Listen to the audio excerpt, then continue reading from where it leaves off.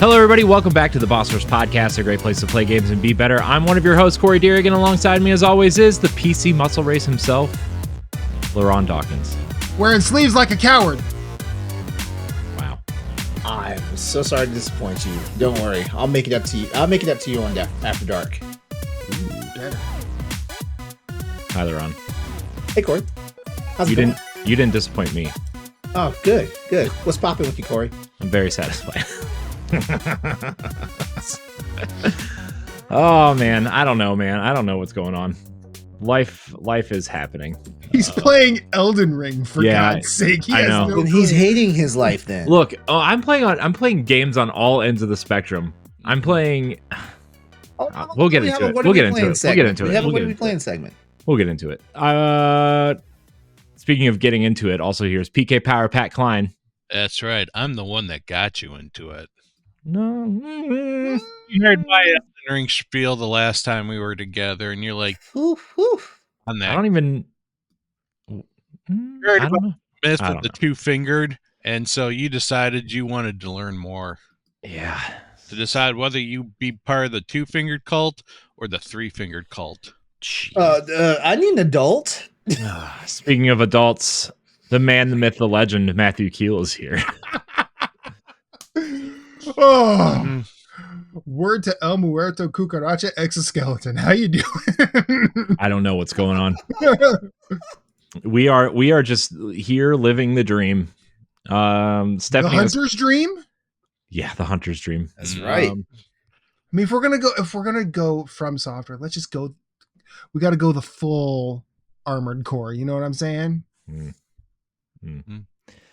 Stephanie not here because she has COVID. Bless your demon soul. Damn right. Yeah, she's still recovering from COVID. Poor girl. I know, man. You know, I have not heard from Stephanie all freaking day. I know, right? Yeah. I think maybe we should check out. We need to check on her. Well, we hope you feel better, Stephanie. Yes. Mm-hmm. Yes. By the time this comes 100%. out, maybe she will. But anyways, how's everyone doing? Everybody having a good week? It's Wednesday. Doing our thing. Doing our thing. I am not on call and I'm off work tomorrow. I'm so excited.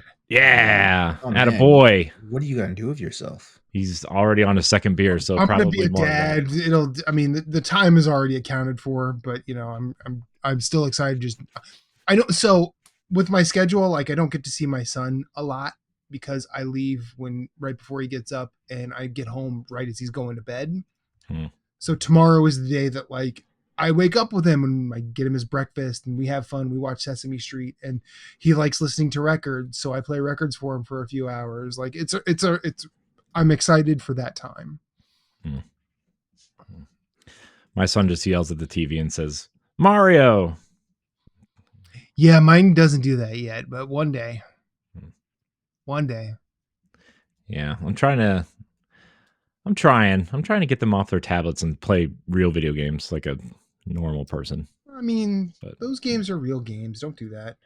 You're better than that, Corey. You know you are. I don't know if the games they play are real games.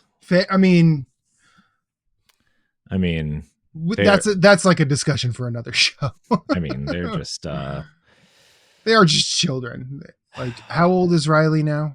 She's gonna be 6 on Saturday. Yeah, she's probably she's almost the age where I got my first Nintendo and really started to understand what a video game was. And maybe she does, who knows. And then Miles, I forget, they're 2 years apart. He's 3, so 2.5. They're 2.5 years apart. Okay, so yeah, we'll get there. We will get there. Speaking of getting there, this is the Boss Rush Podcast. If you want to support this podcast and the Boss Rush Network, you can go over to our Patreon at patreon.com/Boss Rush Network.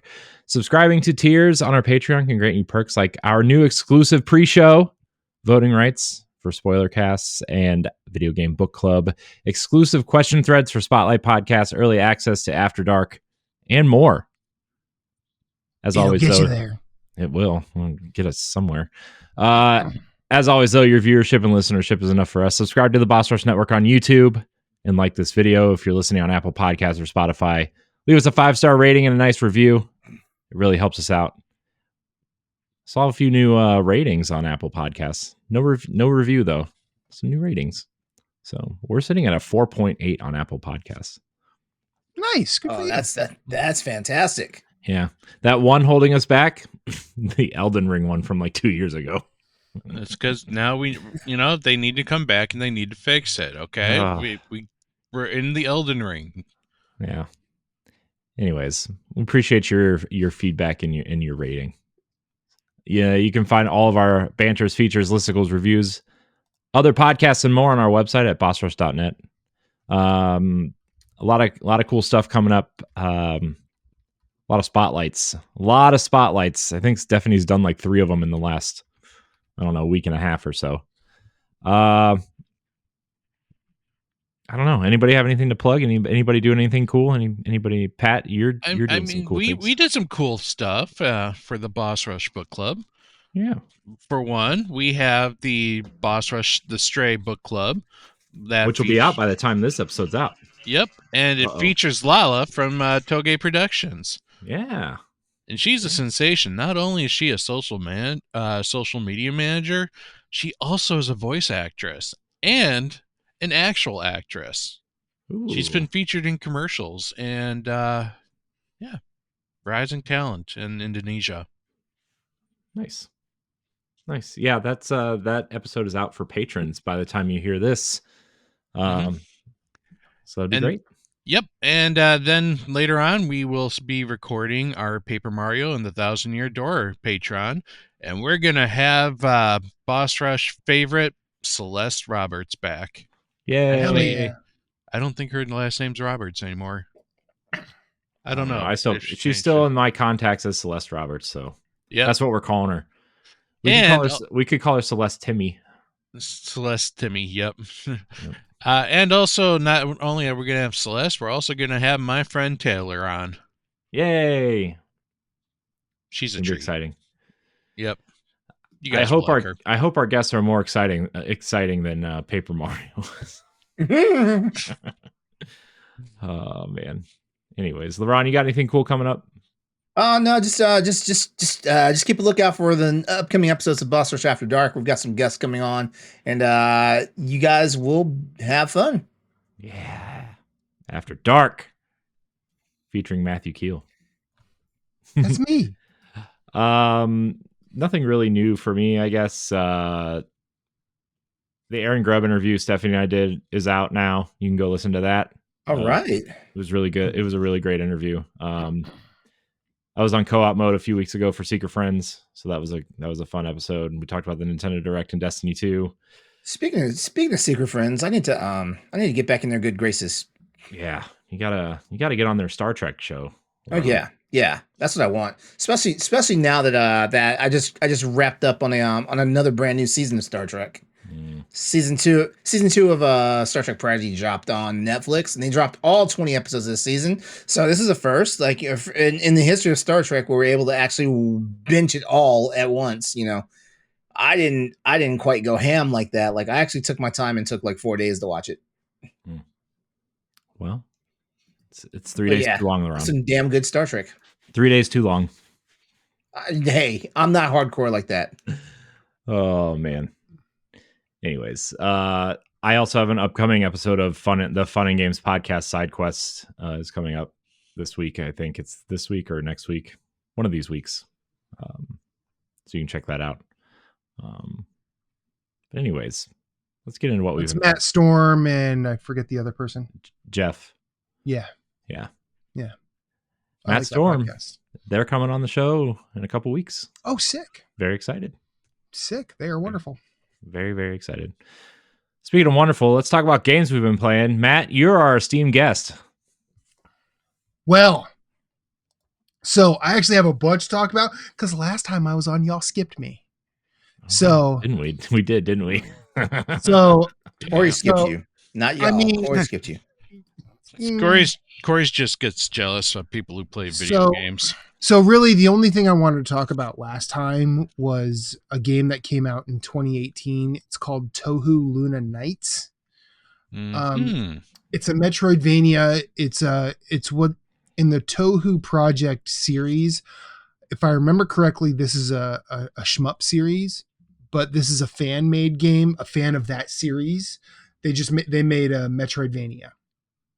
I forget the developer right now, but I feel like if you like 2D pixel art Metroidvanias that are not, it's not like run of the mill. It's very well done. It's very intricate. The mechanics you earn along the way are worth it, but it also does the whole like, Merit K, when they were at Fanbyte, coined a really cool thing about Metroidvanias. They like to call them "where the fuck do I go" games, because you always find a wall that you just can't go.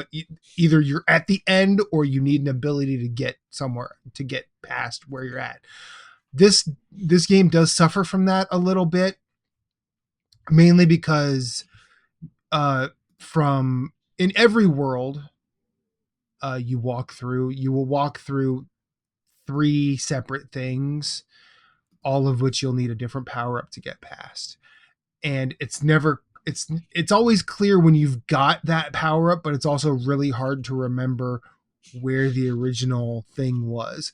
Luckily, in my case, there's a trophy for unlocking the map, all of it, uncovering all of the map.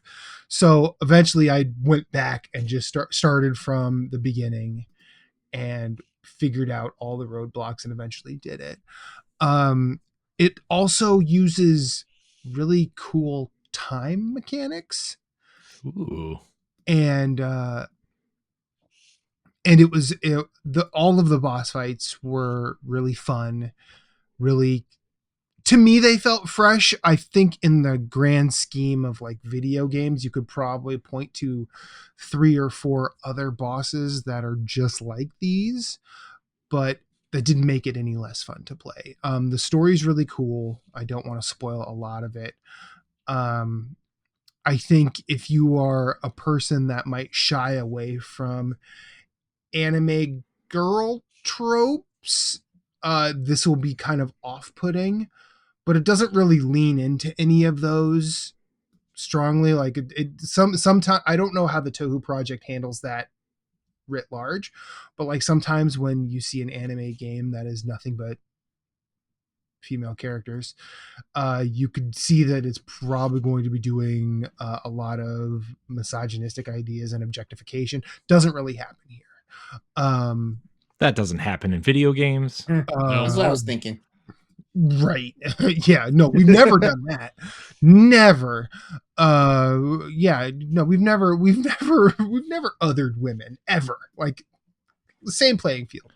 But that game is a nice, if you just blast through it, you can get through it in like 50. It's like a 15-hour game. It's not very long. I think it was so nice. I platinumed it twice. I think it took me 20 hours to platinum it the first time, and then like 18 hours the second. Ooh. Also, playing Monster Hunter Rise again. Y'all have heard me say it. LeRon is the only one that understands Monster Hunter rules.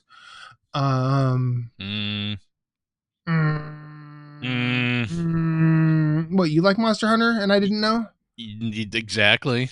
I didn't know. I apologize. Okay, so Apology forgiven. so we now outnumber Corey 3-1, and Corey needs to just Look at that, man. We found a third. Look, hey, Matt, look, just give me 7 or 8 years. I'll come around on Monster Hunter like I did. Fair. We'll come back with Wilds, and he'll be like, "Oh, hey, I'm a Monster Hunter." And then after, like, he hits that like wall, that one monster that's basically the wall. Yeah. Then he'll hate. Oh, it you mean his first high rank boss? You mean? No, it'll be fine. It'll be fine. The one that like you easily soar through the first few monsters, but then you run into the one that's just absolutely going to destroy you.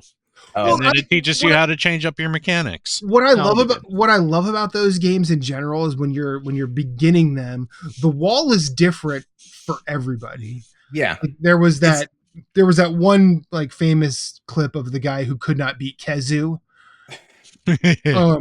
But there's, I think in Rise, like I feel like I actually had the first time I had a real rough time was Gos Harag. And Gos Harag, like retrospectively going back to it now, Gos Harag's not tough. It's more fun than it has any right to be. But it's he was tough. the first challenge for me, actually. Yeah, like it's just because he's doing a couple of things that seem way out of pocket. Well, you know what it is. Like it's like you look at him and you think he's the same as Arzuros, but he's like the bulldogs of Arzuros. Yeah, he's Arzuros with a fucking spine, like with the freaking icicle. Mm-hmm. Yeah, but that's what I said. But so I've just been playing that. I've been playing that honestly for trophies. I now have all of the large and all of the small crowns, and now I just have to do those annoying ass rampages to finish off the platinum. I like trophies. I apologize if that's a problem. What? Nah, yeah, never. Trophies are cool. Also still playing Helldivers. Helldivers is the most fun third-person shooter I've ever played, I think. You mean that game's not dead? No. I thought it lost 90% of its player base in 7 months since the game's been out. But the funny thing is, like, you actually get on and you like play and you communicate with people. All of a sudden, you always have people to play with. It's weird how that works. Also, like, I was just kidding. I've become friends with a couple of folks who started the Super Earth podcast, which I became friends with them, and I've told them this out of pure jealousy because I wanted to start a Helldivers podcast, and then they eventually had me on, and then I'm in their community, and I've met a lot of really cool people. So if you're looking for better, oh man, you have no idea the things I am. Well, Corey knows this. Our friends who used to run Phoenix Overdrive, well, they still do, but they just don't do a podcast anymore. I was responsible for like all of the things that they named, and it was all just one-off jokes that I thought were just bad. Yes, LeRon. Yes, you up front with the muscles. Yes. real fast. Do you make a living to be that type of troublemaker? Are you getting a paycheck for it? No. I do this for free. Oh, wow. Hold on. Is doing it for free the same or worse than being equal opportunity? So it is equal opportunity. I do it for free, and no one is safe. I wouldn't do it for money because then it wouldn't be fun anymore.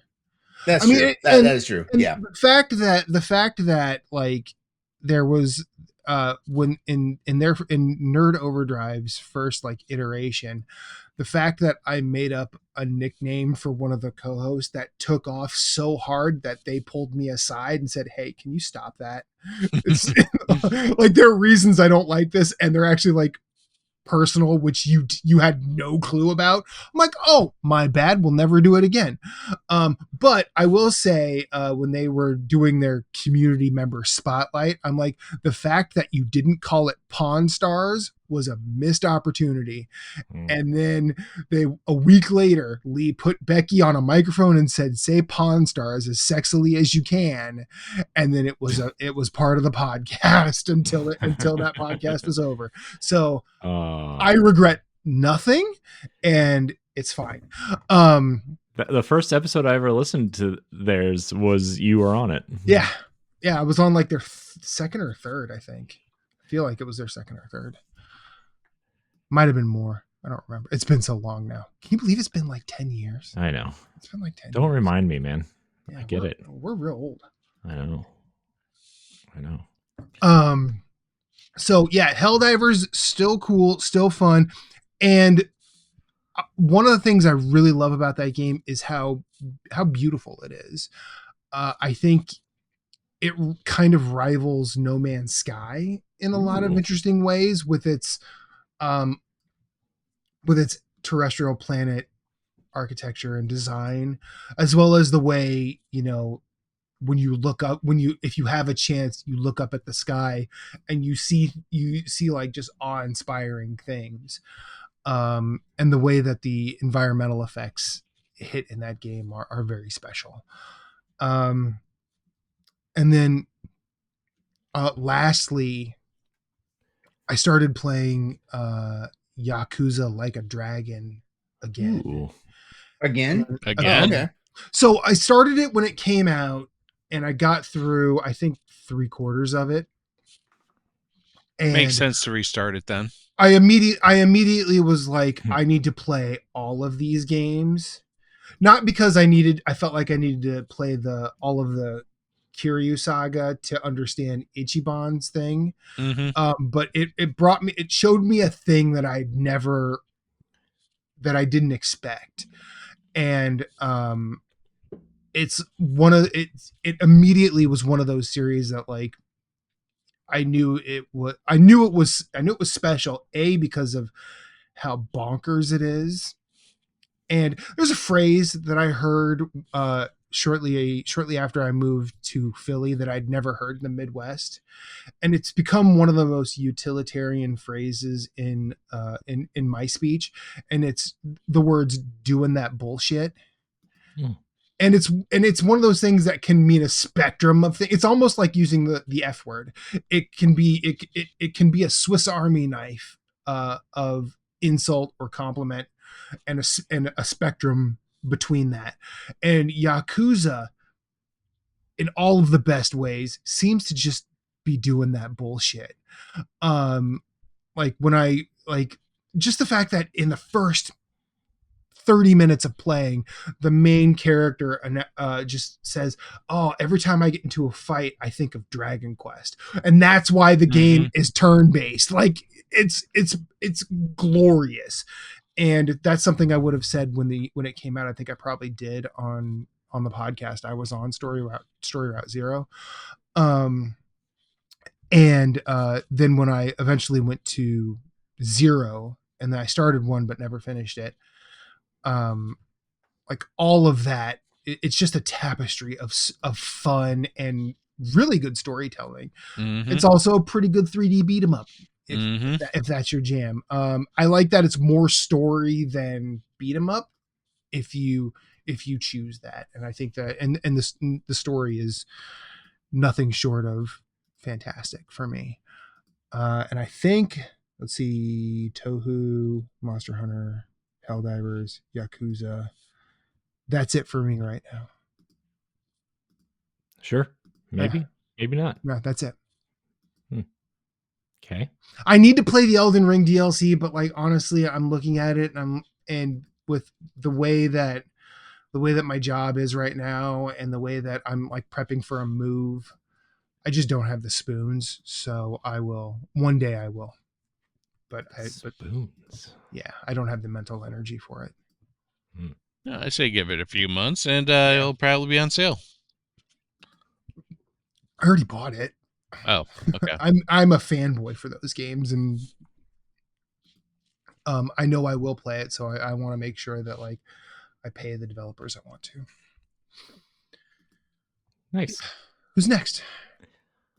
LeRon, you're next, since you're drinking out of a bottle. As I was saying your name. All right. Well, I mean, LeRon AD. I'm still on my grind. Like Monster Hunter Stories 2, Tekken 8, and back on Ghost of Tsushima. Actually spent a little bit of time. Haven't made to Iki Island yet, but going through. I am trying to help. What's her name? The lady where they basically, like, annihilated her house, and so she's hell bent on revenge. I cannot remember her name for the life of me right now.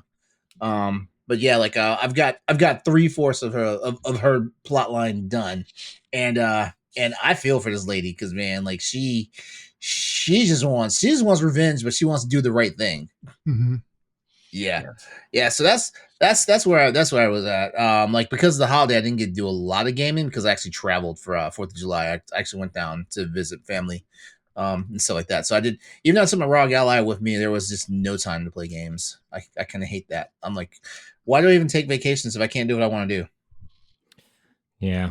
They're not really vacations. You know what my wife said one time, Matt, and you're going to learn this at some point. I probably already know it.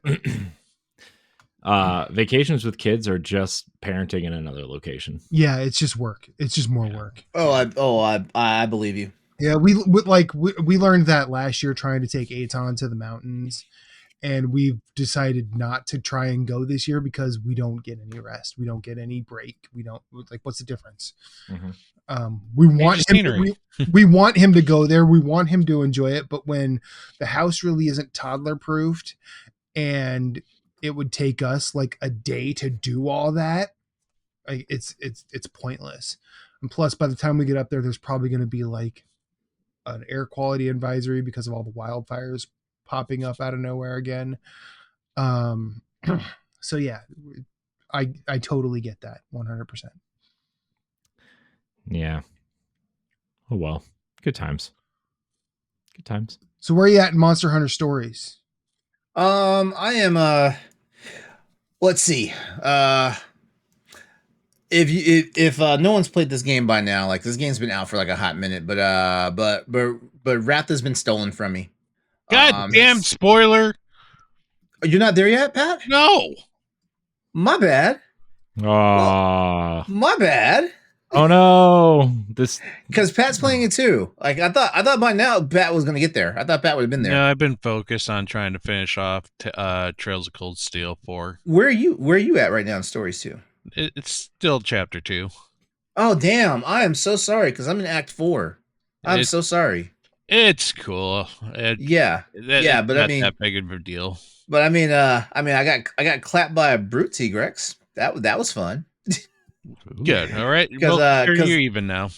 Because those royal monsters out there, man. Like when you roll up on a monster that's actually just if they're sleeping in the middle of the land, you better know what you're doing when you wake them up. Mm-hmm. And I've been pretty brave because like every royal monster up until brute T-Rex, I was able to like fight. It wasn't the cleanest fight, but this is the first one. Bring the win, doesn't matter. But brute Tigger clapped me, clapped me hard too. He's like, boy, I was trying to sleep. I mean, now you're gonna go to sleep.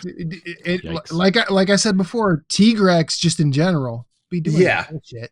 Yeah, like it's all like mouth and screams. Yeah, mouth and screams. And occasionally he's throwing a boulder at you.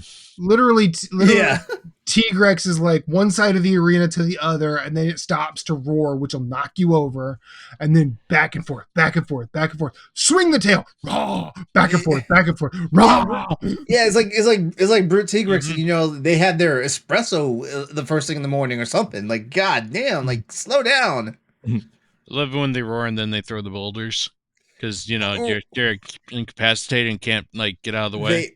They roar. Then they'll leap at you, they'll roar again, and then they'll knock you down, and then they'll throw the boulders. Mm-hmm. Waking up, getting a Tigrex attention is basically the beginning of Blind by Korn. It's Jonathan Davis going, "Are you ready?"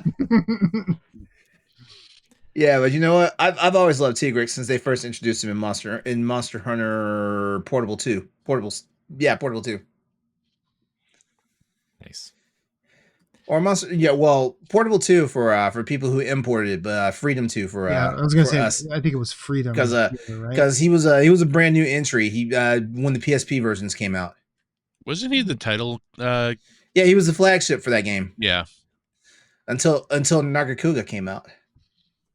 Goddamn Nargacuga. I just want to cuddle a Nargacuga. I do too. Nargacuga is How to Train Your Dragon, but mean, and I love it so much. It's a dragon, but it's a cat. I like it. Shh. No, don't diminish the No. Kuga. It's a panther, damn it. Honestly, it's like the feline version of Batman. That's really what it is. If I had any musical talent whatsoever, I would find a way to remake Heart's Barracuda and call it Nargacuga. That's how much I love Nargacuga. Ooh, Nagakuga. Yeah, exactly. Exactly. See, Pat gets it. Yep. Wow. Okay.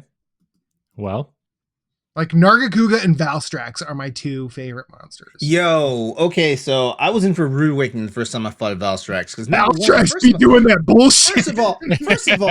First of all, who told Capcom it was okay to put a Gundam in fucking Monster Hunter? Who told them it was cool to do that shit? Japan. But I tell you what, everything about him is cool. Like everything from the way he flies to his roar or / scream or whatever. Even the freaking ambush attack that he does. Oh my god! Oh, I love it so much. And the fact that it's more red in Rise. Oh yeah, the Crimson. Yeah, the Crimson Valstrax. Yeah. And then the variant that the pissed off one, the Risen Valstrax. Oh yeah. Oh god, what a fight! Oh. Welcome to the show, Corey. Mm-hmm. I mean, this is what this show is, so I mean, it's all good. It's fine. I like it. Just look up Valstrax. Just look it up. Just type in Valstrax. Maybe I will. They Pat. call it the Shooting Star Dragon. What are you playing, Pat? Trails of Cold Steel 75. Yep. Trails of Cold Steel 75. Now, have you played that series to this point or no? I had unfortunately didn't get into it when Trails from the Sky came out. Okay. So I'd never played the original trilogy, but I have played the 2 Crossbell duology, and I'm up to the end of the 4th Cold Steel. Okay.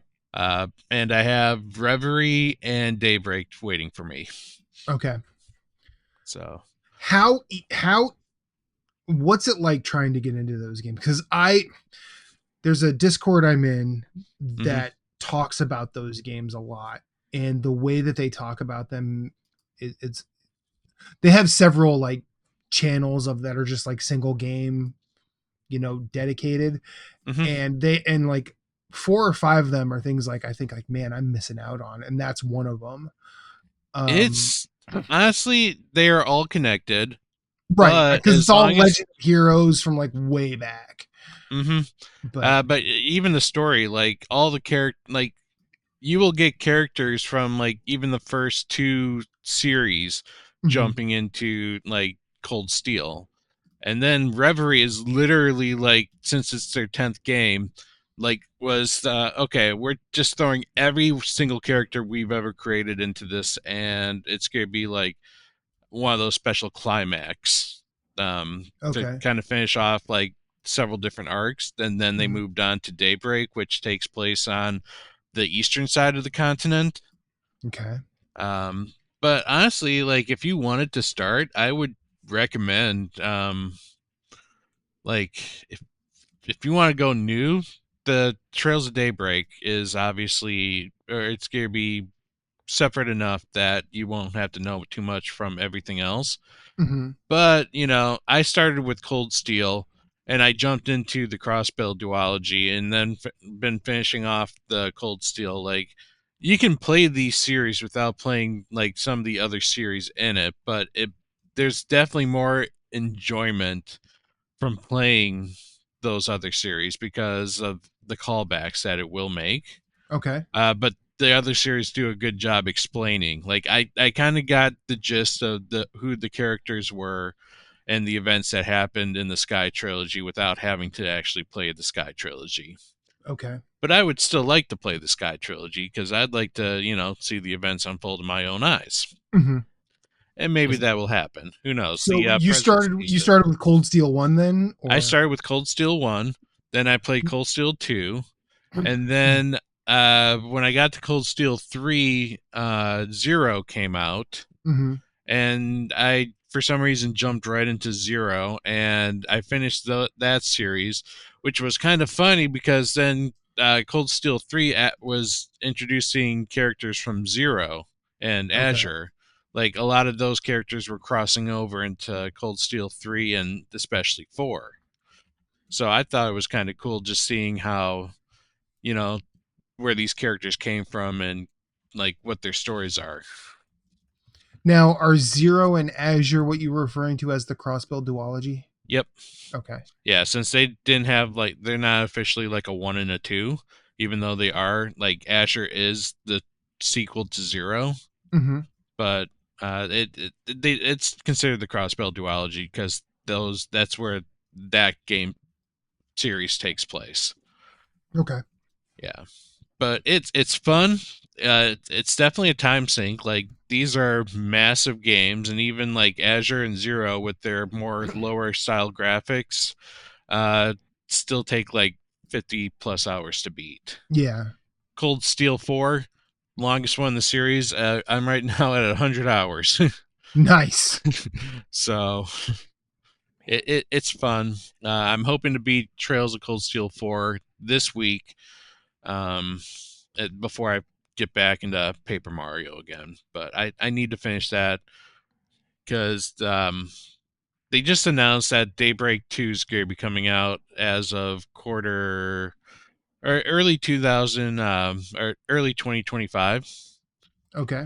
And they've been getting a lot better and like starting to release these almost close to the Japanese release as possible.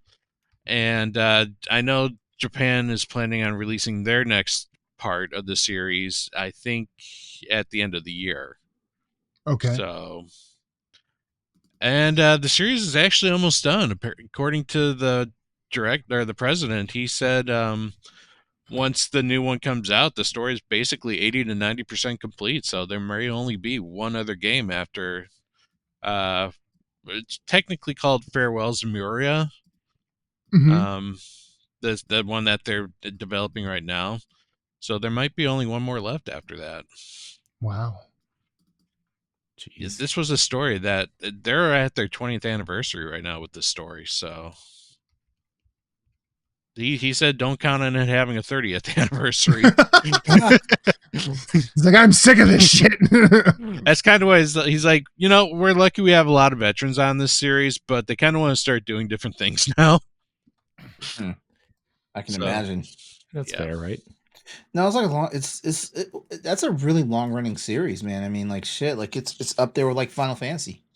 Yeah, with Daybreak 2, they have that's 12 games right there in the series.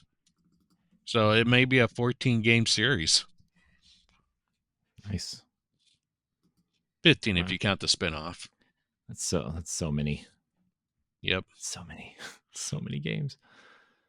It's cool though. I respect the series for going that long, right? It's like Ys, right? I mean, that's their game too. That's the other game series that this people make, and that one's also continuing. Like, 10 is coming out soon.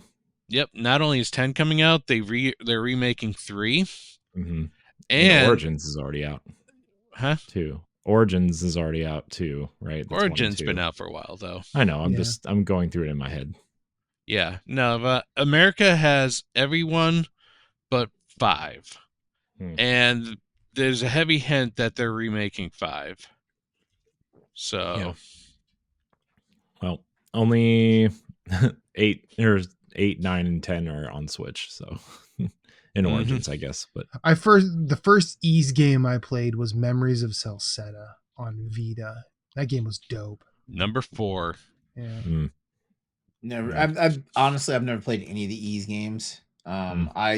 I want to say I remember playing one of the Trails games, but I don't get me lying. I don't know which one it was.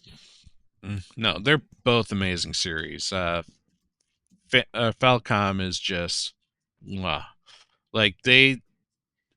Back in the past, I would have considered Bandai Namco like the king of like the JRPG or like the anime style JRPG, but now it's Falcom. Like the Tales series has kind of fallen off the map and got replaced by the Trails series. Mm. Yeah. I haven't played Arise.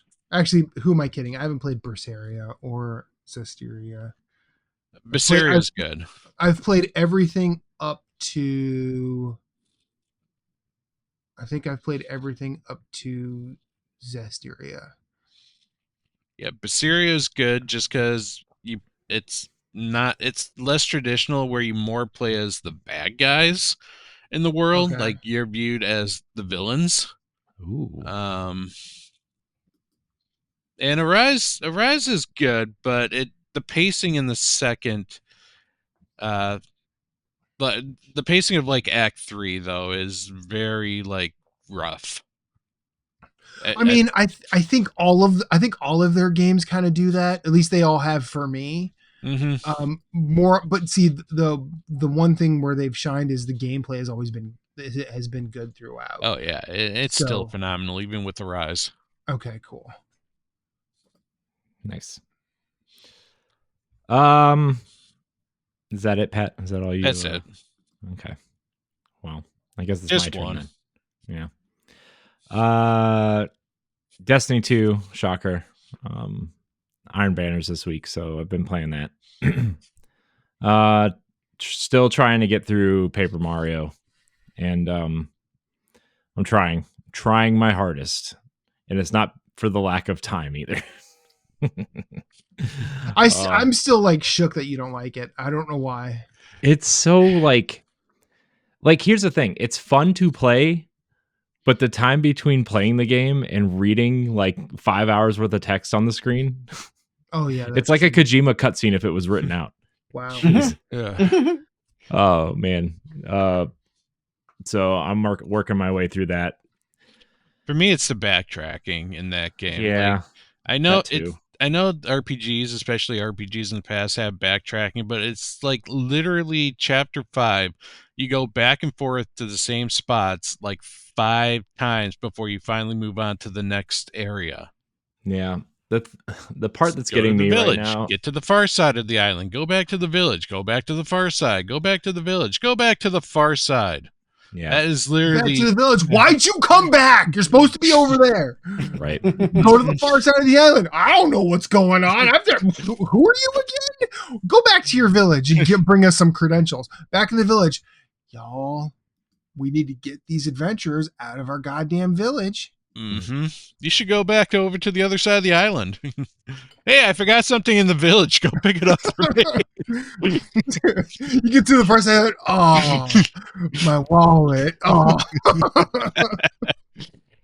You go back to the village. They have torches and pitchforks. Down with heroes.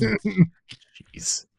Uh, But the game I've been stuck on, and not stuck as in I'm stuck in the game, just stuck on thinking about and playing a whole bunch instead of doing other things, is Elden Ring. You felt the 2 fingers, my friend. Yeah, you felt them crawl it deep inside of you, and now you praise them. You want them in your life. Yeah, sure. Boss Rush Podcast, episode 234. Corey got fingered. Mm-hmm. By 2 fingers. Probably not going to name the episode that, but you know, they can't all be winners. it's Corey meets the 2 fingers. So here's the thing. I can't tell if I'm enjoying myself yet. Oh God. No, but that's you know, as much as I love these games, every game is like that for me. I always have that moment where I'm like, oh, now I'm in. Yeah. Gotcha. I'm still waiting for the aha moment. But what I do want to say is that exploring the world in general gives me the same feeling that Breath of the Wild gave me. Mm-hmm.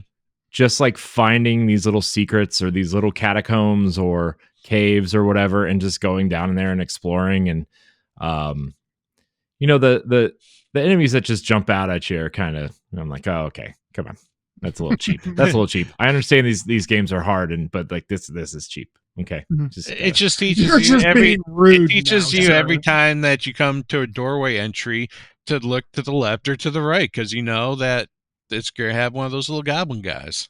Yeah, those goblin guys are just pissing me dicks. off. Mhm. Like there's this catacombs off to the side, and there's the Matt. You probably, I mean, both of you probably know the one with like the little fire shooter things in the temple in this little Mhm. catacombs off to the yeah. left in that opening area. Mm-hmm. I'm in there, and I'm like, okay, so I clearly have to hit these fire things to make them, go down to power the thing to open the door or whatever. Mm-hmm.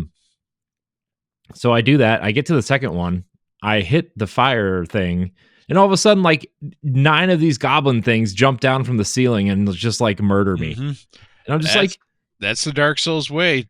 From They force you into the room, like not like they force it so that you can't sneak into the room.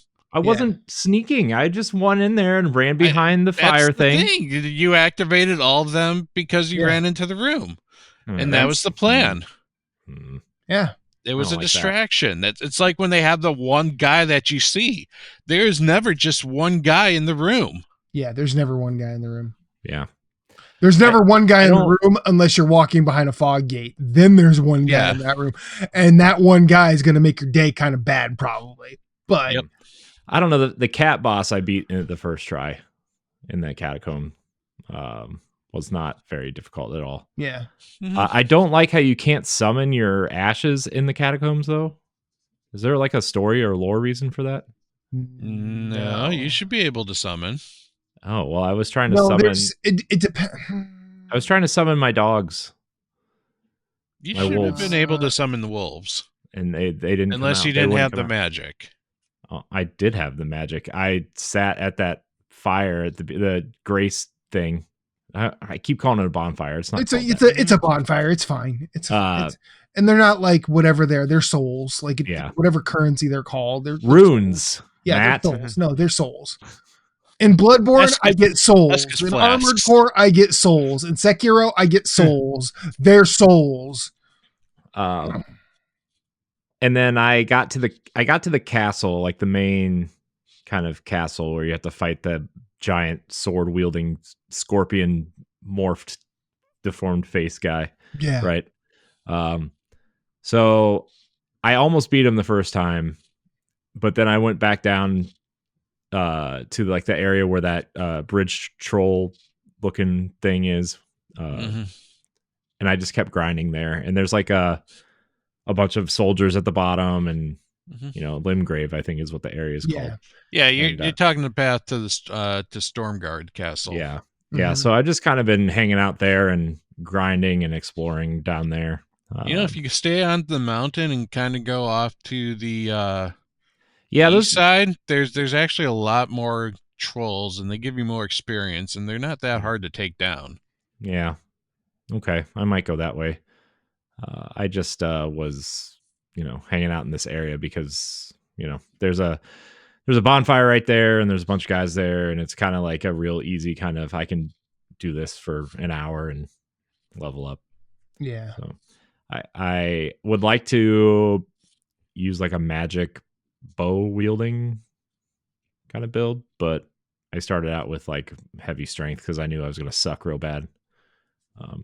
And I wanted to kill things early. So it's probably the backwards way to do it, but that's okay.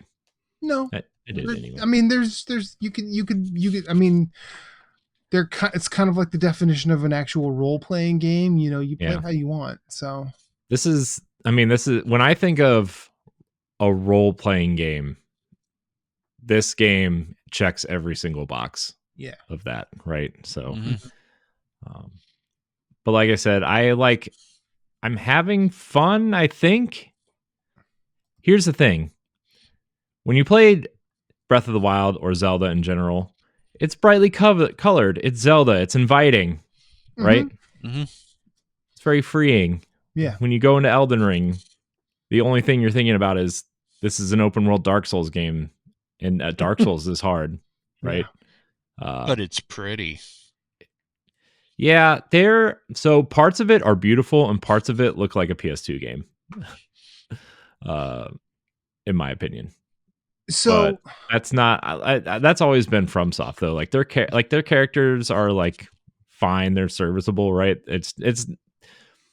I think the world is beautiful. I think the landscapes and the vistas are amazing. I love seeing that big. I guess it's the Erd tree, the big golden tree in the middle, right? Yep. Looks amazing. Even from anywhere on the map, you can see it. I jumped down into this swampy area and almost got killed by a dragon. So that was fun. Oh yeah. In that opening area, I went backwards instead of forwards and jumped down. Yep. That was fun. That was neat. Now every time you go there, that dragon's just waiting for you. I know. Yep. I know. Now what you should do is there's ruins down in that lake area. You should go down there and open the treasure chest. It gives you a really amazing treasure early on in the game. I feel like you're lying to me. It's one of those treasure chests that like eats you, like in Bloodborne. You know what? I don't think Elden Ring has those. No, I am lying though. The chest actually transports you over to a very dark area of the map. Yeah. Well, I don't like that. No, it transports you to one of the a very similar looking catacombs area, but it's not catacombs; it's mines. Mm-hmm. And then you end up in one of the several swamp areas that will just find a way to kill you if you just stand there. Okay. But it does have some good shit lying around, so it's worth exploring, especially if you want to have magic. Yeah. Okay. So I've been man, that game's good. I love that game. Isn't it? It really is. It's weird because like I can't tell if I'm enjoying it or not, but I can't stop thinking about it, if that makes sense. No, I fully agree with you. That's normal. So I think that just says you might be into it, and that's cool. I'm into the concept.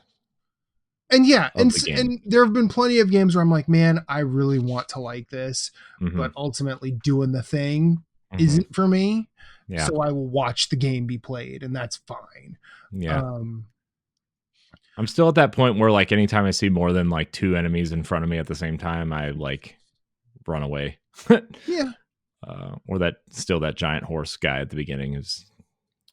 Yeah, you don't need to fight him yet. You do not need to fight him. Don't like there were. I remember there were so many people saying, I tried for like 10 hours to beat that thing, and when I finally did, it gave me absolutely nothing. I'm like, yeah, because you weren't supposed to fight it yet. Number one, the game is trying to tell you to run.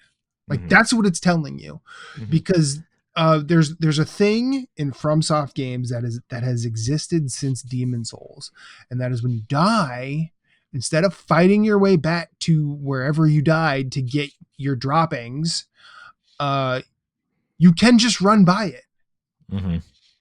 And now, granted, if you just run by things, you will piss everything off along the way.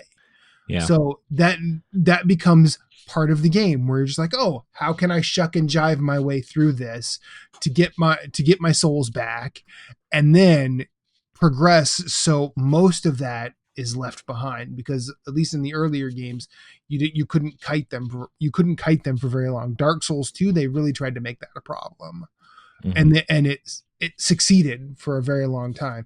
In the Scholar of the First Sin edition of Dark Souls 2, it got even worse, where it's just like, nope, you have to fight everything, otherwise you will have a bad time wherever you end up. But it is one of those Dark Souls of Dark Souls. It is one of those things where you learn, you can learn how to do that and use the run to your advantage. And Elden Ring really tries to teach you that up front. Unfortunately, there's also the trope in just being a video game player where you see an enemy, you kill an enemy. So yeah, I mean, I remember playing Bloodborne. I remember what to do there, but also like this game is not behind Bloodborne. The pig and then you fist it. Jeez, no, that is not what I did. No, but like this is definitely like you got to learn how to use your shield more than being aggressive, right? Like that's the whole thing, is being patient. So you know what's funny is I actually ran like most of the time I've been rolling around to avoid attacks. But this one boss I just went to, he just kept on like hitting me, and like rolling around just was not effective, and it forced me to start using a shield, and that I was surprised at how much easier it made the fight. Mm-hmm. Like his hits did not take a whole lot of stamina out of me if I used the shield. So rather than keep backtracking and getting hit by his flying sword, it was a bell hunter. Oh But, yeah, those guys are dicks. yeah. Like They I used are. the shield to block, his 3 shots, and then I went and, hit him a few times, Mm-hmm. and then rinse repeat. Yep. Rinse. Trying to fight them as a magic user is a certain kind of annoying though. Yeah. No, I'm a magic user, so that was the issue. Like my attacks reached just about as far as his attacks did, so it made no difference of how far back I was. Yeah, I was still getting hit. If you want to see how you can become a Patreon producer, head on over to patreon.com/BossRushNetwork. The Patreon producers for this month are Adriel Munger, Austin Campbell, Celeste Roberts, Christian S., Sana Dirrig, Francisco Santillan, Matthew Kiel, and Todd Oxtra. Thanks for your continued support of the Boss Rush Network. But it's time to move along.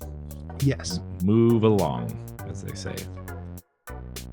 This week's segment is video game shame. Last week we did our Metacritic draft, so if you want to go check that out, you should go do that.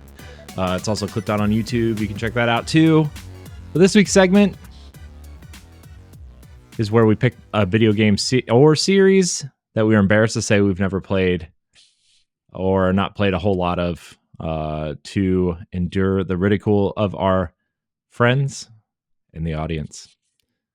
I'm going to go first just to get mine out of the way because I feel it. I feel the, people coming after me for saying this.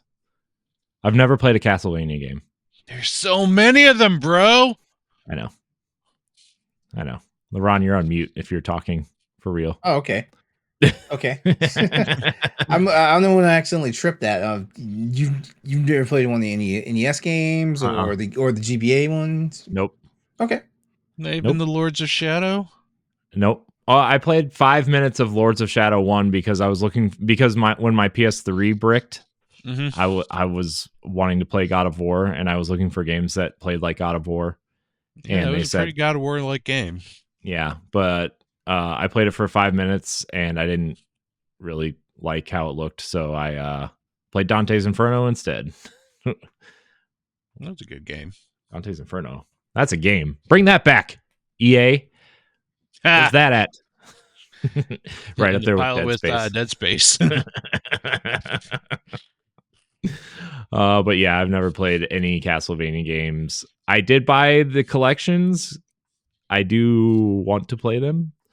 Another series. I'll save. Yeah. It's blurry. It's a Castlevania. One of the Castlevania. Yeah, it's one of the Castlevanias, but I cannot make that out. It's the Castlevania Advanced Collection Ultimate Edition. Nice. Yep. So that's this one's Aria of Sorrow. Soma Cruz. LeRon, I'm going your way next because this one breaks my heart. Because I love this game. And as much as you love Mass Effect and you've never played this. Yeah, I know, right? Yeah, Star Wars Knights of the Old Republic. The one for the Xbox. Oh man. And I've never played the PC version. Honestly, I was excited and waiting for the KOTOR remake, but I don't even know if we'll be alive when that game comes out. Who knows where that's at? I've thought that died. Oh, they came out a month, 6 weeks ago. Saber said, we're still working on it. Yeah. I think. The 3 people at Saber still left. Yeah. Yeah. I feel like users on Steam have remade that game probably better than any major dev will. Yeah. No disrespect to Saber, but I feel like that because like that and Morrowind, like they've all had so many fan things done to them to like upgrade things. I feel like Knights of the Old Republic is one of those. If I'm wrong there, I apologize, but I know like fans are going back to games of this era and trying to bring them forward in a way so people can play. I'll be honest with you guys though. The reason why I missed why I never just had the interest in playing Knights of the Old Republic is because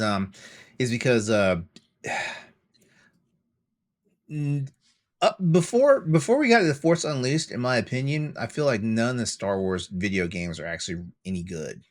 And that's really where it's at for me.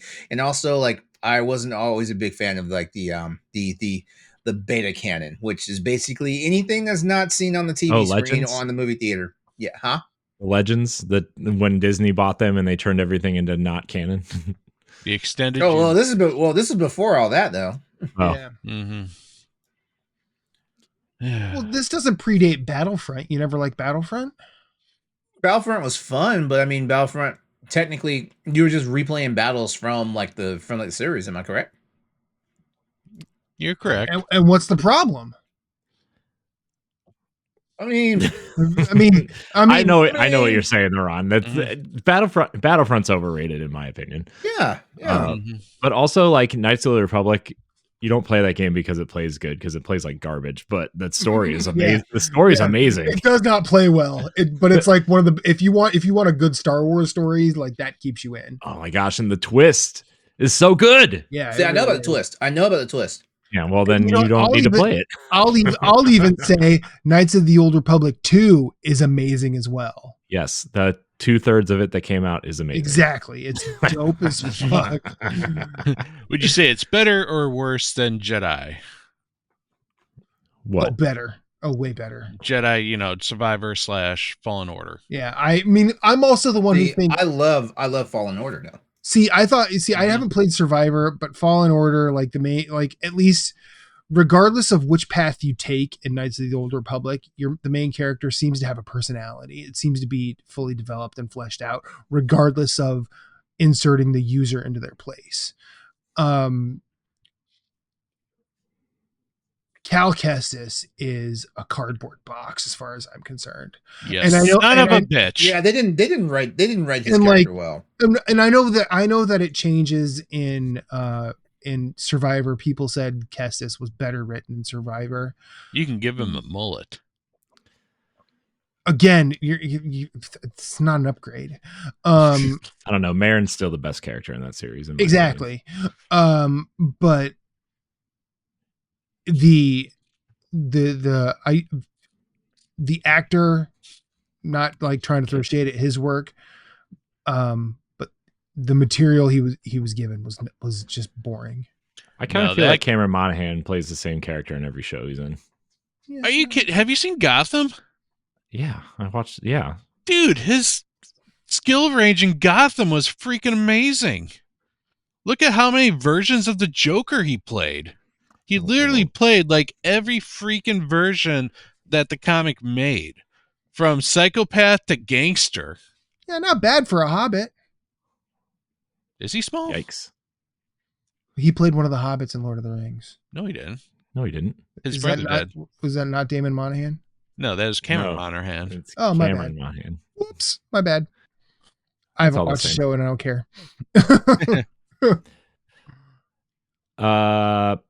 Pat. Yo.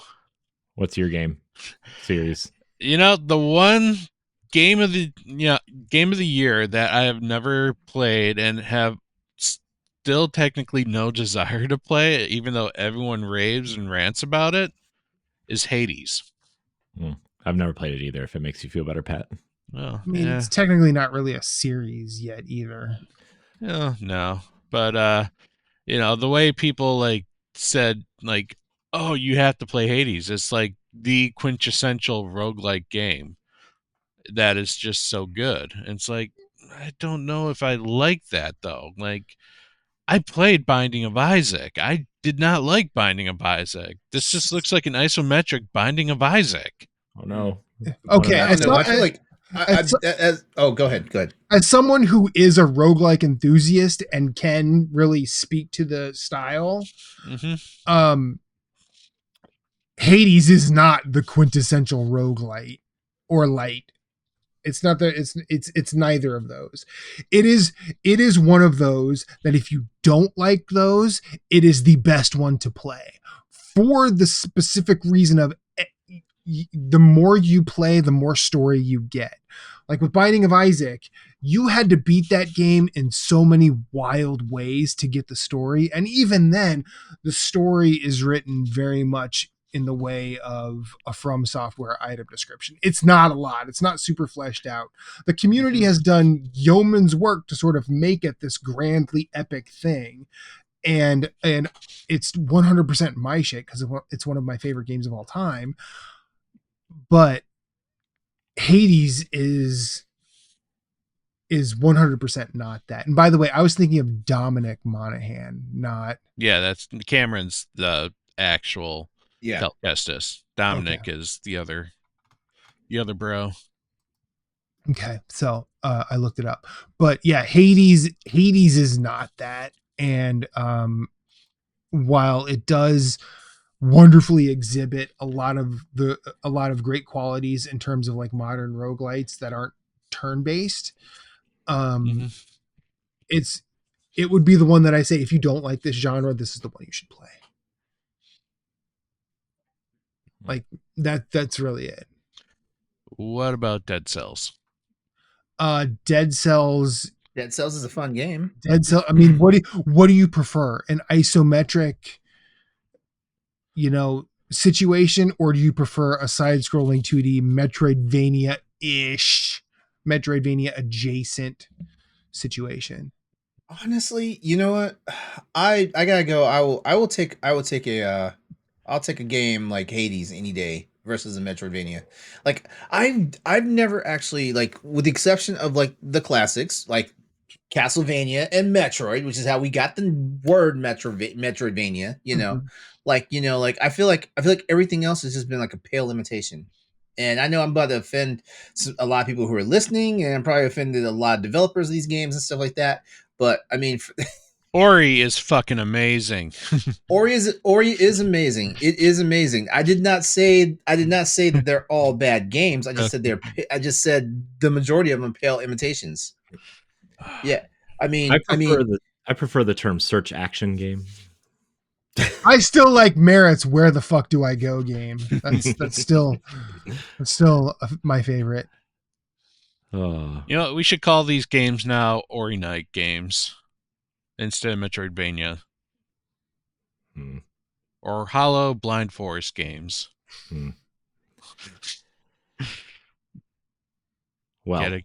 Because Ori and Hollow Knight. We got it, Pat. Did you?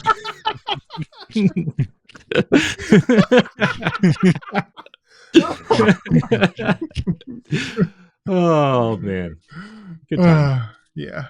Oh, anyways, that was a great segment. I love that segment.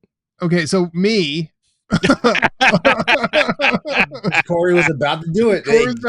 That's what. Hey, that's what I'm telling you. I'm telling you, Matt. Sometimes Corey just gotta whip it out.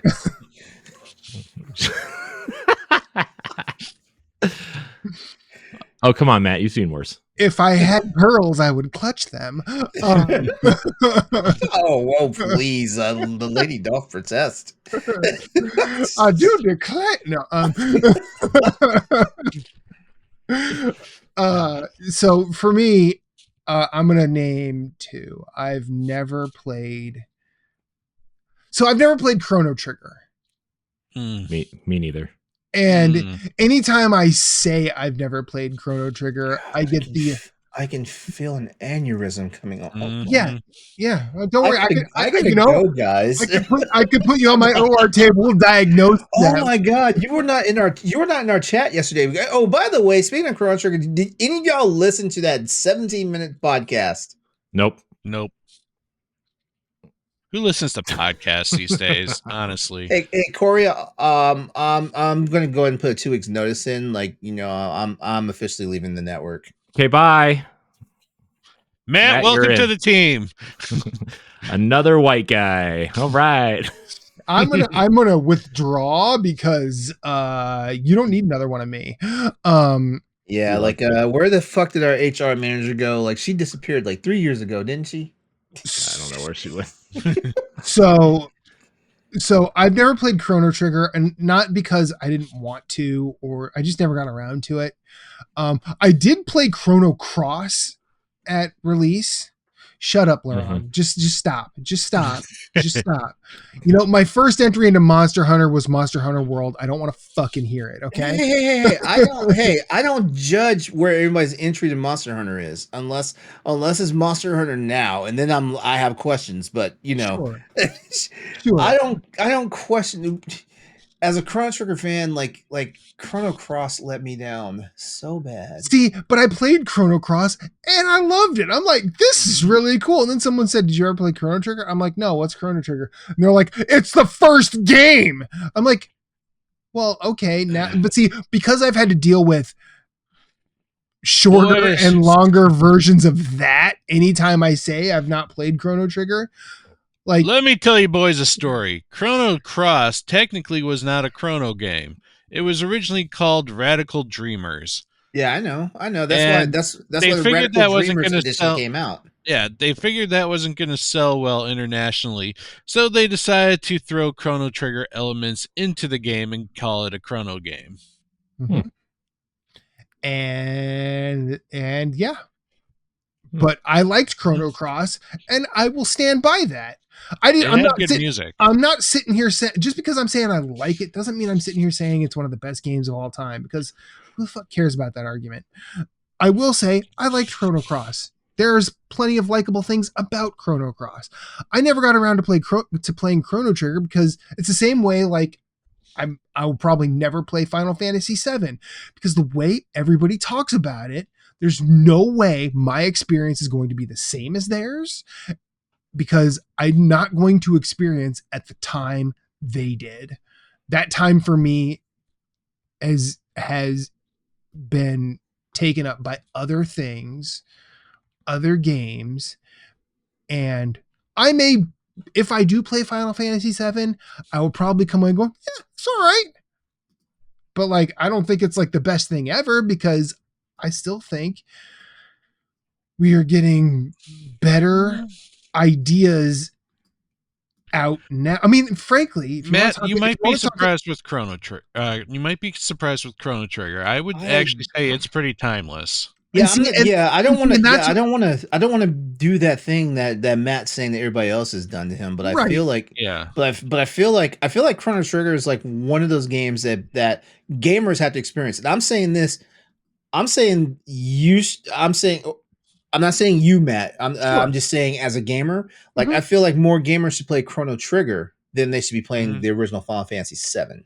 Sure.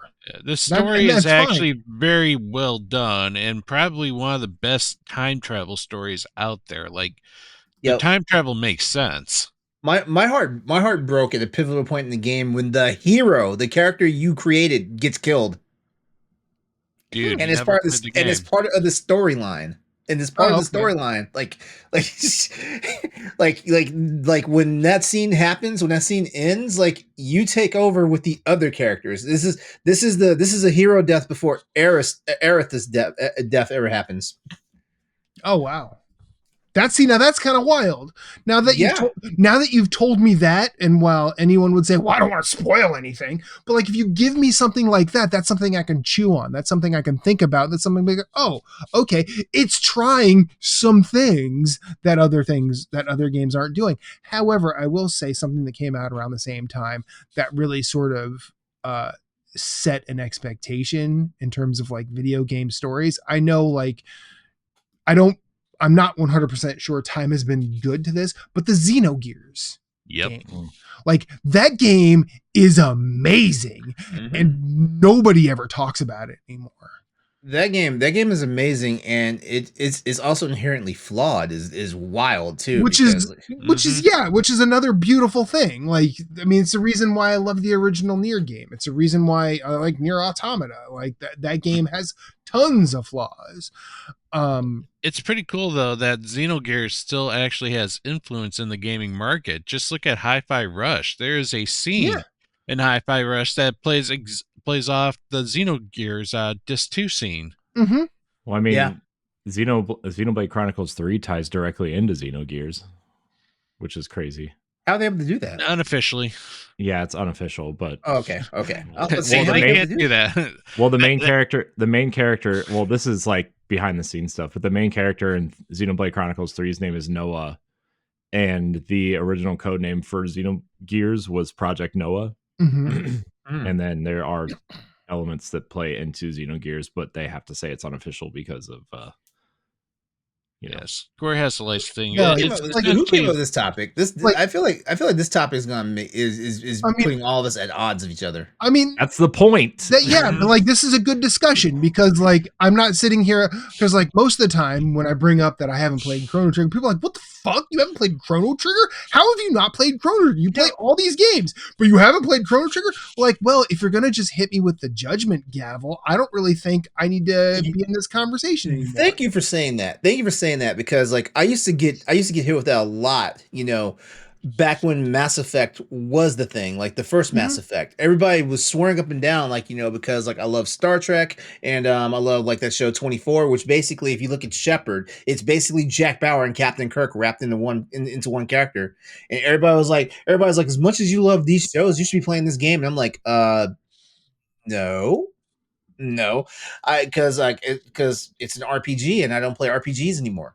Yeah. Eventually I came around on my own and played it, but I played it after all 3 games are out because there's no way in hell I was going to wait Right. to play those games one by one. Well, like I remember a topic, or I remember a point on Nerds Gone Rogue where someone asked Corey told a story about someone saying, "Oh, well, you watch Game of Thrones," and he's like, "Oh, no, I don't." And they're like, "But you play video games." Like, how does playing video games correlate what is exactly watching Game of Thrones? Because and honestly, they're just saying, "Oh, well, you're a nerd, so of course you like all of this nerd shit." Whereas like someone comes at me and they're like, "Oh, well, you say that you talk about all of this stuff, so you have to like this." I'm like, "I don't know what the hell you're talking about." Like, you're a nerd. I go, "Yeah, I like weird obscure music stuff. I like weird obscure sports stuff. Like if you want to talk nerdy to me about that, now we can have a conversation. But just because I play video games doesn't necessarily mean I like whatever the hell you're I'm a nerd. I'm a nerd and I absolutely cannot stand anything Lord of the Rings. Yeah, like yeah. I watched the first half hour of Fellowship like 4 times and I fell asleep all 4 times. I'm like, well, this is just something I'm never going to watch. Well, yeah. my fundamental problem with Lord of the Rings and almost any type of fantasy thing is I can't wrap my head around magic. I'm more of a science fiction person than I am a fantasy person, and trying to read like those books with fantasy and stuff like that, and them trying to work their way with magic in words is like oh no. I can't, like, because if my brain can't understand it, like you might as well have me reading like an Urdu script at that point. Yeah. I mean, yeah. like yeah, and I read those books when I was in high school and I loved them then, but that was a time in my life that is no longer present. I don't really care to revisit. Don't really like. I've seen all 3 Lord of the Rings movies because I read the books and I wanted to. You do that at that point if you have positive associations. But yeah, I don't think those movies are all that good. And I kind of agree with Randall and Clerks too. It's just 3 movies about people walking. Because it sure as fuck was 3 books about people walking. Mm-hmm. Yeah. Yep. That ended with eagles picking them up at the end. Oh, they could have just flown there. That's the gimmick. All right. Can I say this is a good topic? Did everybody go? Did I not skip anybody this time? This is a good topic now that everyone got topic. It's a good topic. Like it's a good topic. Like, if Corey hadn't said he'd never played Castlevania, I would have never thought that. And Pat, for sure, like I never would have thought that you'd never played Hades. Like I feel like Hades is like the quintessential Pat game. Exactly. With all the games that Pat rattles off week after week about that he's been playing and stuff like that, I just knew like Hades was a notch in his bedpost. I just knew I kind of feel I kind of feel like from a story perspective, like it would be right up your alley, more than anything. And like Corey, like Mr. 400 episodes of a Nintendo podcast, never played one of the And there's essential Nintendo games. There's Like 20 plus. There's like 20 plus Castlevania games out there. Yeah. I know. Well, Damn. so I mean, I have this as a rotating topic because there are a lot of popular series that I've never played, and we can get into it on the next episode or next time we do this topic. But I've Oh yeah. As a PlayStation guy, I got the next time this comes around, I got one for y'all that's gonna like knock y'all's socks off. Yeah. Well, yeah. I'm not even bringing it up now because it's going to launch a whole nother discussion, and I don't feel like being ridiculed for this one either. But it's a series I've always wanted to play. Unlike Castlevania, which is just like I could play it or not. But let's get into the banter of the week. Boss Rush Banter. You can go to bossrush.net and read our daily Boss Rush Banters over on our website. We pick one every week to discuss. This one might be a quick one, but it's the ever growing discussion of physical versus digital and how recent games are not getting physical releases. And this is by Shane Kelly, contributor to the Boss Rush Network. So this was brought about because recent games like Hi-Fi Rush, Hellblade 2, Alan Wake 2 did not get physical releases when the games released. Now, 2 of those titles have gotten limited run releases or are scheduled to have limited run releases, which I bet Hellblade gets the same treatment at some point because that seems to be the route that Xbox is choosing to go. But is this a growing thing / concern? Because it's also a route that a lot of online games are taking. Destiny hasn't had a physical release in 7 Since the launch, right? 7 years of Destiny 2 had the disc. Yeah. Forsaken technically didn't have a physical release. It was a code in a box, which was neat. So I don't know. How are we all feeling? How are we all feeling about digital versus physical anyway? Well, digital is probably going to be the way of the future. Yeah. Because honestly, Sony just got rid of their Blu-ray department. I know, which is hilarious because they just signed that contract with Disney to produce their Blu-rays moving forward. They were cutting. Okay, I did the research on this. Sony was cutting back on the actual Blu-ray medium itself. Well, it's like folks like me who are data people that go out and buy a stack of blank Blu-rays and using the transfer media to. That's what they're cutting back on. Like they're not actually scaling back on actual like physical print stuff on Blu-rays. Not yet, at least. Yeah. Yeah, I did the research on that because I was like, but also like Sony owns the patent to Blu-ray, so like they can do what they want, but at the same time, I had to look into it just to be sure because I was like, I just want to be sure like if this is the direction that Sony, the company, was going, and I found out that it's more or less the actual like not the digital media that everybody consumes. It's the writable media that they're shrinking back on. Yeah. I mean, and the tinfoil hat perspective is, of course, everything's going digital because ultimately they don't like. You could make the conspiracy theory that corporations don't want consumers to own stuff. Oh yeah, I was about to say there's physical. It's way easier to delist that way. Yeah, I was about to say there's 2 schisms going on. Number one is that one that you just pointed out there, Matt.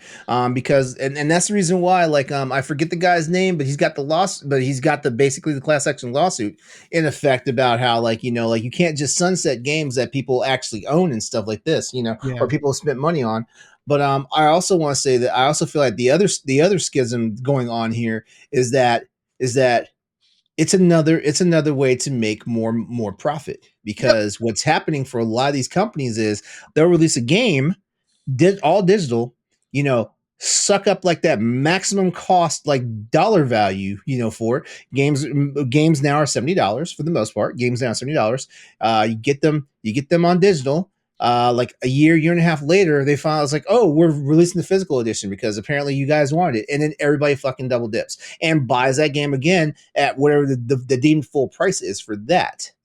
Sometimes it comes out at the exact same fair price. Look at you, Nintendo. Sometimes it comes out at a bargain value. Like shit, like we hardly ever see Game of the Year games. Games happen where like it's the game plus all the full DLC. I mean, yeah, Mass Effect Legendary Edition is the last one I can remember that I actually physically bought. Actually, I didn't physically buy that. I bought that digital, but yeah. But I feel like it's a schism. But I also feel like we have the chicken and the egg scenario going on here because, like, as gamers, we kind of did this to ourselves. Yep. We double dip. We double dip all the fucking time. We double dip when it comes out on a different console. We double dip when it comes out on a portable platform. We double dip when there's just a good fucking sale going on. Look, not to pick on anybody in the group here, but has anybody met Edward Varnell? Ed's gonna single-handedly keep this part of the market afloat. Honestly, because I realized it was getting ridiculous to me because like Capcom is my favorite publisher, and like I had a problem. Because like I had at one point I had 4 different versions of Street Fighter Alpha 3. What? Yeah. Man. What a life. What a time. Yeah, Street Fighter Alpha 3. I had the Dreamcast version, I had the Sega Saturn version, I had the PS1 version, I had the re-release of it on PS2 and PS3. I mean, if it makes you feel better, I have 3 versions of Twilight Princess sitting on my shelf right now. We are part of the problem. We are feeding the cancer. We really are. But I can't tell people. I'm not going to tell people how to spend their money because I make bad decisions with my money too, especially when it comes to video games. It's kind of why I draw the line at like buying all these collector's editions because like sometimes I get the shipment, I open it up and I'm like, man, this wasn't even worth the $400 I spent for it. Yeah. I just had that revelation with all these. I have all the Destiny ones, but I was like looking at them and opening them up, and I'm like, why do I own any of these? The only 2 cool ones are the Final Shape and the original Ghost edition, which came with the ghost that talks, right? The Dinglebot ghost. Yeah. So my thoughts on games on having physical release version, especially at launch, I feel like it's absolute bullshit because the companies know that people that there is a majority of people out there like we as gamers, we have fights online and almost in each other's faces all the time about physical versus digital and stuff like that. And there's a nice majority some that actually want a physical release of the game. We also know part of gaming the system is if you have a physical copy of the game, the only way you can no longer play the game is if it's DRM, which means like you always have to be online, or they take the servers down, which means like you can no longer play that game in the first place. That's the only way that like that they can get around that someone has a physical copy, but we don't want them to play. And I don't even think they're twirling their mustache saying, "Nah, we don't want them playing our game anymore." I understand, like it costs money to keep these damn servers open. I get that, and as gamers, we're also fickle because, like, for everybody that like double dips, on a game, there are people out there who's like, oh, I'm only paying for this one time because like it's here for forever, until I turn around and say the servers now or the game sunsets, they will play that game forever. Look at the people still playing Black Ops 3. Wait, what's the oldest Call of Duty that still has their servers up? Because people they all do on Xbox. Okay, yeah. Oh well, they revived the servers, right? Mm-hmm. Yeah. But I mean,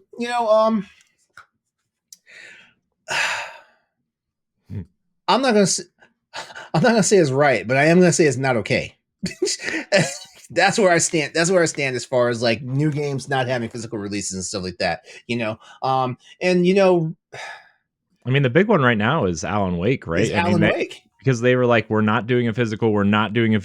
And then at Keely's birthday party this summer, they say, we're releasing a physical through limited run. And it's like, well, now all those people who bought the game are, like it's the double dipping thing. Like you said, like that's the biggest culprit to me right now. Mm-hmm. And it's like, it's one thing like Hi-Fi Rush. It's a smaller game, right? Like, okay. Granted, Microsoft published it, right? So it's not really a smaller game, but like it is a smaller game. Does it really need a physical, Game Pass, whatever? Okay, that's understandable. I get it. But Alan Wake 2, so many people were looking forward to that, right? And like, I feel like A, not being on Steam, but B, not having a physical copy in stores really hurt that sales. They still haven't made their money back on that, which is crazy to think about. Mm-hmm. And so, not that it didn't like sell well, but like, all the money that Epic kind of put into publishing that they haven't made the money back yet. But that's not Remedy's problem. That's Epic's it's not Remedy's problem. That's not Remedy's problem. Yeah, true that. But also at the same time, and Corey, like it was a couple of weeks ago, right? Because like I was really bitching about like I really want to play Alan Wake 2, but I did not want to get on EGS. And I can't remember, you basically shamed me, but it's not the factor that actually made me buy the game. But I actually bought the game because I was like, you know what? I just want to be part of the discussion that you, Pat, and Stephanie were having. I really did, and I was just tired of fucking waiting for it. Yeah. I was like, there's no reason why, particularly if we want to look at the Epic Game Store versus Steam thing, like there's no reason. If you're going to release it on Epic Game Store, you might as well release it on Steam. You might as well. The reason why is because you already know it's just like Apple versus Android. There's a smaller part of the market share that has Apple or iOS. I'm sorry, not Apple versus Android. Apple versus Windows. There's a smaller share of the base that invests in Apple versus Windows. So why are you chopping off your own nose to spite your face? Yeah. Well, I mean, I think part of that though is because Epic published it, right? And so if you got to have an exclusive to draw people to your store, but like, I just put it on Steam. Microsoft's putting their games on Steam.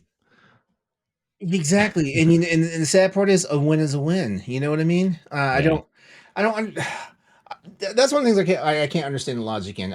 Because like, why are we the PC is like the last place to gatekeep, because like we already know what happens when gamers on the PC side get fed up of waiting for a game. We know what happens.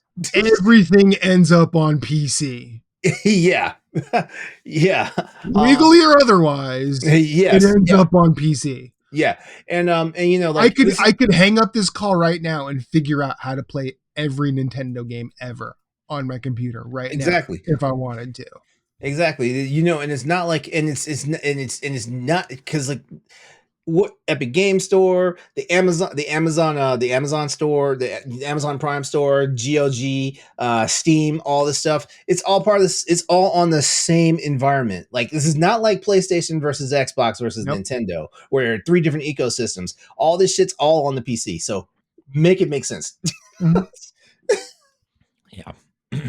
I don't know. I really stopped caring about physical copies like a long time ago, except for Nintendo stuff, mostly because I'm deathly afraid that everything is going to happen like the Wii and the 3DS and the Wii U. And so that's a valid reason though. Like I'll be honest with you, because like it's getting to the point now where it's like I think back right now, if we're gonna look at for a game preservation perspective of this in this conversation right here for a moment, I think about like the first video game system I had was an Atari 2600. And I did not have a small library of games on that too. I don't understand how my parents actually bought my 10-year-old ass that many games for the Atari. I guess they were really like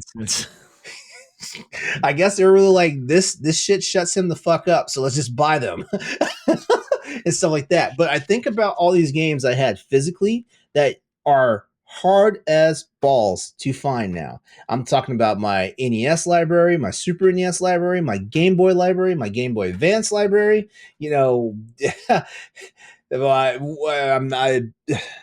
All that cartridge format, because like honestly I really didn't start holding on to stuff until like stuff came out on disc, and then I was still selective about what I was going to keep and get rid of on disc and stuff like that,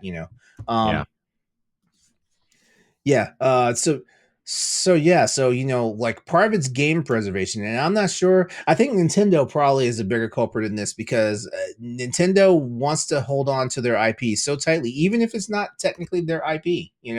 because they'll come after your ass. They'll come after your ass if you download a ROM for Contra, which is not one of their games.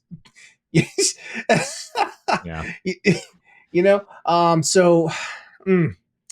The big moment for me, right, of like it doesn't matter, right, was actually pretty late in the Xbox One PS4 life cycle where Shadow of the Tomb Raider came out.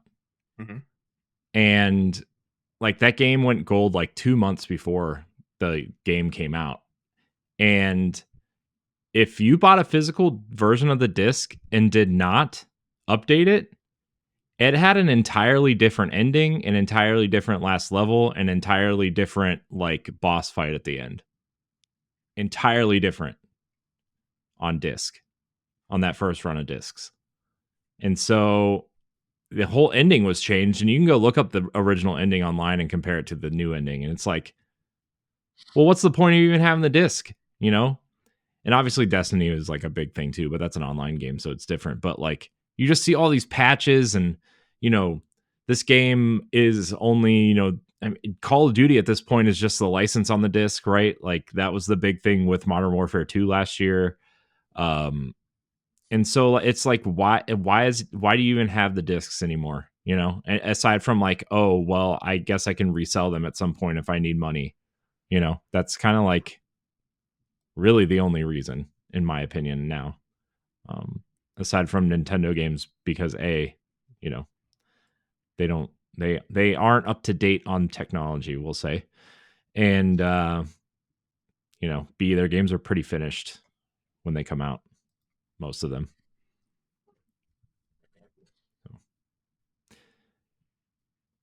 Anybody else have anything else to say about this before we move on to our questions? And we'll run through these questions real quick. I still like physical, but I'm picking it up way less than I ever have. Yeah. I will say I do still have physical games of games that I love. You know, like the Gears of War trilogy on Xbox 360 or Mass Effect, you know, those games. But I'll get I'm picky about what I get physical these days now. I'm picky, but I'm a person that seems like I'm always like moving, and you know, so like I'm just tired of packing up all that shit. So like video games is the lowest common denominator for me as far as like stuff that I need to lug around and put in boxes and worry about. Right. Yeah. It's going to be a series that I'm very passionate about, and it's going to have a really cool steel book. That's really the only thing I'm going to get a physical for nowadays. Yeah. I shit, what was I going to say? I was saying something and then I forgot. Oh well. Anyways, let's move on to these questions. Let's run through these real quick and then we can get out of here. Shane, thanks for writing that banter. We're going to try to feature these every week. So our last segment here are listener questions. You can join the Discord, ask your questions there, ask questions on the Patreon thread. You can email us. You can look for Twitter threads from someone. Sam Hall writes in. Do you think we should save this one for when we have our David? What do you mean? Because this question was more aimed for David of Left Behind. Or, sorry, the podcast, the guy who was supposed to be here. Right. Yeah. I thought you were talking about Lasby. I'm like, what? No, not Lasby. Good catch, Pat. Good catch. Yeah. Okay. Yeah, we'll save that for him when he's on the show. All right. Well, we'll save that one. Our next question comes from somebody called Klimov_author via Twitter. Hi, Stephanie. Interesting. Do you think Nintendo wasn't mentioned? This is regarding the Double Dragon 3D brawler that they announced today, just randomly on Twitter. Arc System Works is making a 3D Double Dragon game, apparently. Do you think Nintendo wasn't mentioned due to the new console launch? Due to the new console launch at some point next year, will we see Nintendo absent from game announcements like these for a while because of that?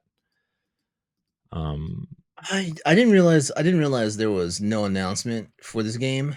I did see the announcement for Double Dragon, but I didn't realize that there was like it was not announced for Nintendo. Like and honestly, I don't even know if I should be shocked, overall, because in all honesty, I don't think it has anything to do with the new console coming. I don't think so. I feel like I talk about this every so often. I feel like I've mentioned this maybe once or twice a year, when it comes to like games, like how they release on certain consoles. I still ultimately think certain developers and publishers put their games on systems that they think is going to sell, or they think where the fan base is at. Now, I'm not saying the Nintendo Switch is not a place for the new Double Dragon game. I'm not saying that at all, because Double Dragon has a pedigree. What once it jumped from arcades, it went to the NES.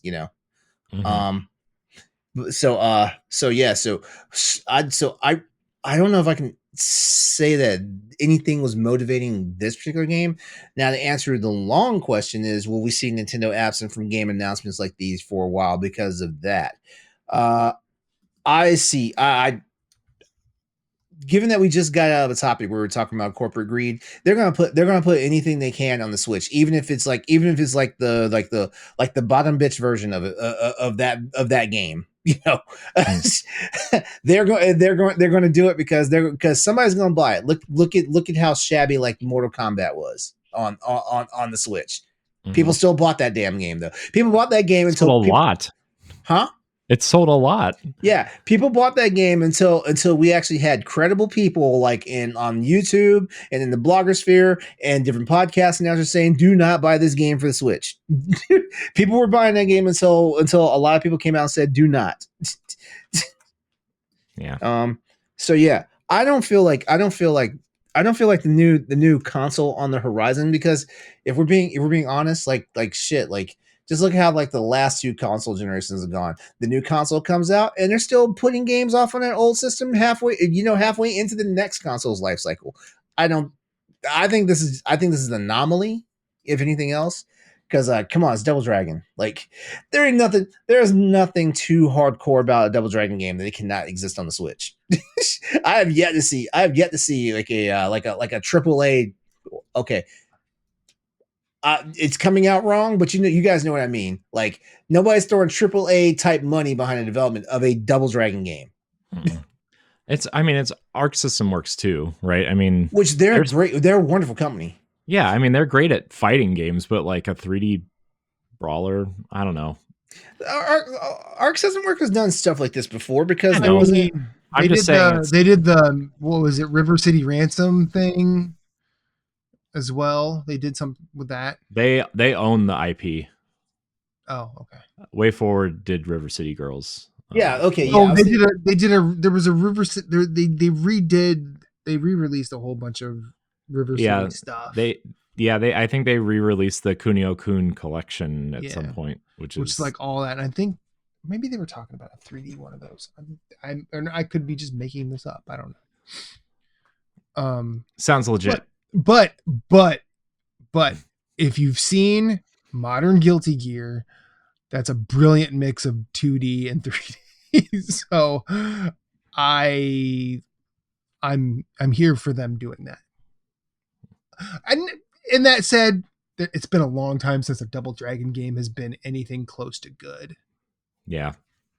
I don't even remember what the last Double Dragon game was. Was the it last Neon? one? The last one I remember is Neon. I think there's probably been one. Yeah, Neon. And I think Way Forward did that too. Yeah, and it was not good. Sorry, Way Forward. No disrespect. Yeah. So, Pat, did any comment on the Switch thing? I would say don't read too much into it. Mm-hmm. Yeah. Mm-hmm. Yeah. Nintendo doesn't have a new console until they say they have a new console. Yeah. And it could just be it's coming out for a Nintendo console, but it might be coming out later, so they didn't put it up there yet. Mm-hmm. Yeah, sometimes if the game is delayed from the other versions, Nintendo likes to announce it in a direct. So that happened with Hogwarts Legacy. I think that happened at one point, and I don't know, there was something else too. But did they have an actual date in this announcement? I don't know. I didn't look at it. I don't care enough about Double Dragon to look at that stuff. to be honest. So I was gonna say it could be like a situation where it's coming to Xbox One, all the consoles and Steam, all the platforms, and then like it'll be added direct and just dropped. Mm-hmm. Because I remember when the first Hollow Knight came out, there were rumors about it going everywhere, and then Nintendo just dropped it. Mm-hmm. What a great E3 that was.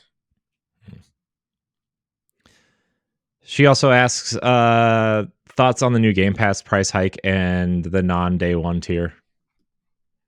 I think everybody just likes to be angry. I think it's fine. I think it's fine.